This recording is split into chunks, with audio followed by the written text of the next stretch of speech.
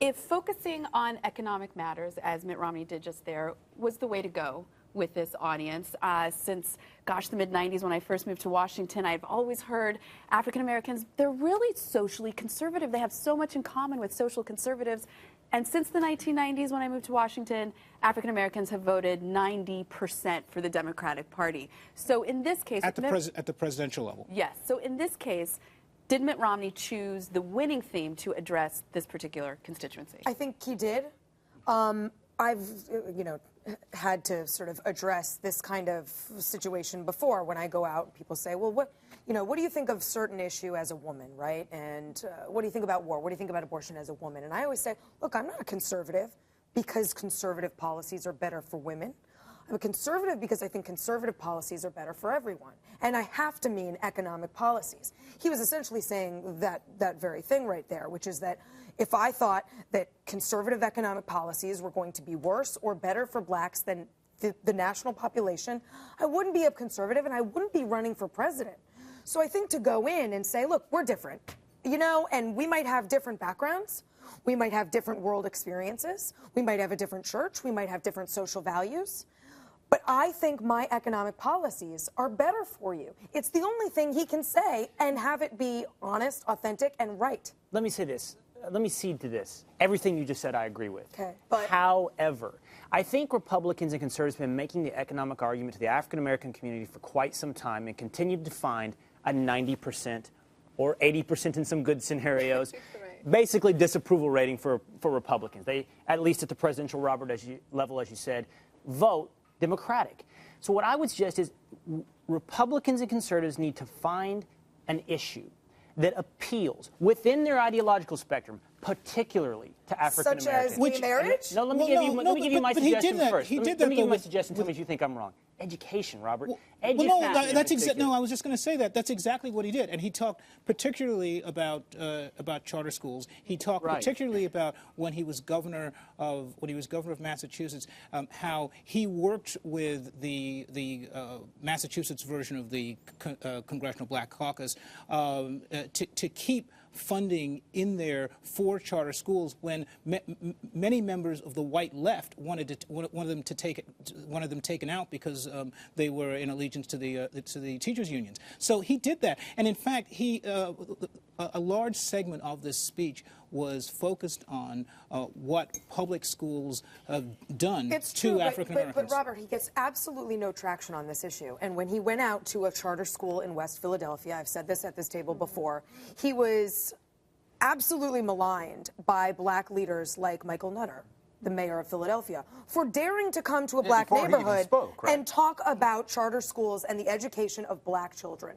He cannot win. Look, he's never going to win points from the black leadership. I mean, that's who is Black America taking their cues from, if not black leadership? Well, first of all, obviously you've got a unique circumstance going on because the Democratic nominee happens to be an African American. So, in general, there's going to be a problem there. But I think Republicans and conservatives also have to realize that African Americans see the relationship in terms of individuals to government in a different way than conservatives do. And there's nothing wrong with it. Look, we keep focusing on the fact that African Americans vote 90% for Democrats, and that we look at issues like, poverty and things like that may lead them to the Democrats.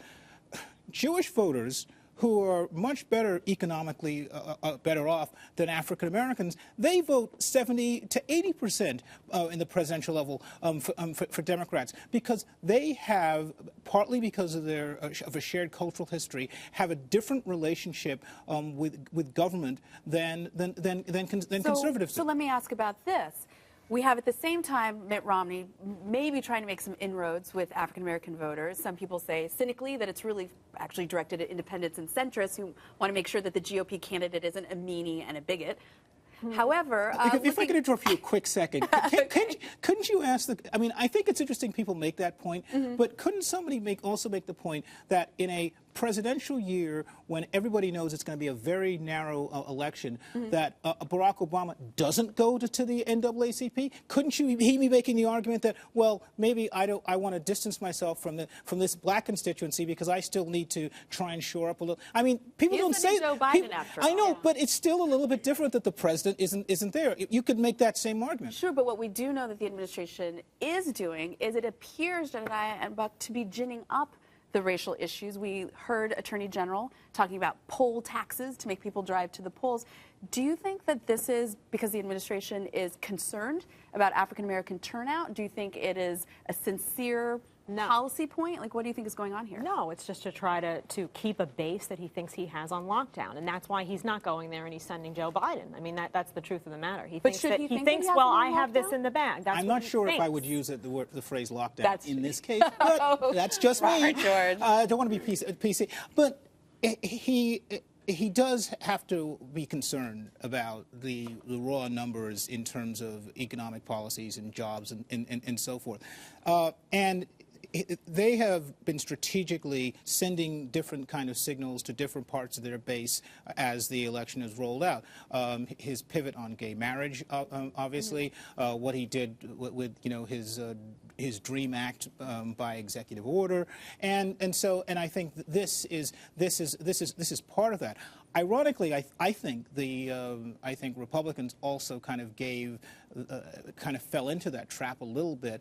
I mean, we can debate about the issues around Fast and Furious, but when you had this 1-2 punch of a couple of weeks ago of Obamacare being upheld at the Supreme Court, and then the House voting Eric Holder, African-American Attorney General, in contempt, it made it very, very easy for the Obama campaign and the Democrats to, send this image that, the white Republicans are coming after African Americans. I think that's something that they can play with.